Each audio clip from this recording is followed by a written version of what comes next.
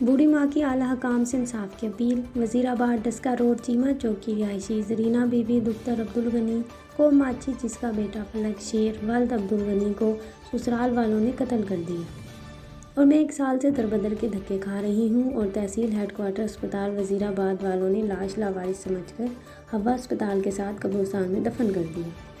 मैं 1 साल से अस्पताल, थाने और अदालतों के चक्कर लगा कर थक चुकी हूँ।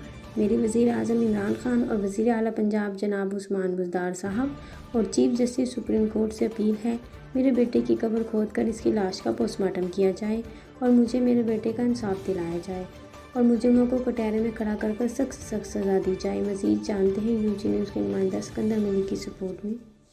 बिस्मिल्लाहिर्रहमानिर्रहीम।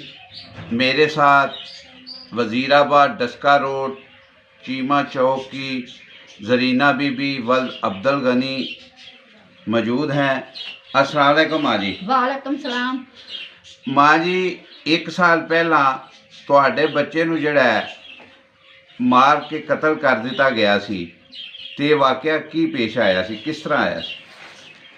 ਮੇਰੇ ਬੱਚੇ ਨੂੰ ਘਰੋਂ ਲੈ ਕੇ ਗਏ ਨੇ, ਠੀਕ, ਸ਼ਾਦੀशुदा ਸੀ ਮੇਰਾ ਬੱਚਾ। ਆਪਣਾ ਉਹਨਾਂ ਨੇ ਕੋਈ ਤਾਵਨ ਨਹੀਂ ਸੀ ਉਹਨਾਂ ਦਾ ਨਾਲ ਮੇਰੇ ਬੱਚੇ ਦੇ। ਤੇ ਮੇਰੇ ਬੱਚੇ ਨੂੰ ਆਪਣਾ ਘਰੋਂ ਬੁਲਾ ਕੇ ਤੇ ਮੇਰੇ ਬੱਚੇ ਨੂੰ ਕੀਤਾ ਤੇ ਗੈਰ ਮਾਰਿਆ ਗਿਆ ਹੈ ਤੇ ਲਾਵਾਰਿਸ ਕਰਕੇ ਹਸਪਤਾਲ ਵਾ ਦੇ ਦਫਨਾਇਆ ਗਿਆ ਹੈ।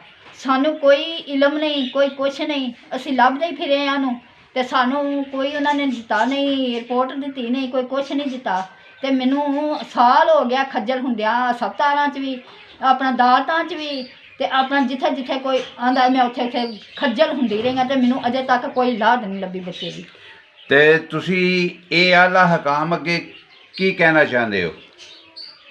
ਜਿਹੜੇ ਲੋਕ ਨੇ ਵਜ਼ੀਰ ਆਜ਼ਮ ਜਾਂ ਵਜ਼ੀਰ ਆਲਾ, ਉਹਦੇ ਅੱਗੇ ਕੀ ਅਪੀਲ ਕਰਦੇ ਹੋ? ਅਪੀਲ ਇਹ ਕਰਨੇ ਆ ਕਿ ਮੈਨੂੰ ਬੱਚੇ ਦਾ ਇਨਸਾਫ ਲੱਭਣਾ ਚਾਹੀਦਾ। ਵਜ਼ੀਰ ਆਜ਼ਮ ਦੇ ਅੱਗੇ ਵੀ ਤੇ ਉਹਨਾਂ ਅੱਗੇ ਵੀ ਇਹ ਰਿਜ਼ਾ ਹੈ ਕਿ ਮੇਰੇ ਬੱਚੇ ਦੀ ਮੈਨੂੰ ਇਨਸਾਫ ਚਾਹੀਦਾ, ਮੈਨੂੰ ਇਨਸਾਫ ਮਿਲੇ। ਠੀਕ ਹੈ ਜੀ।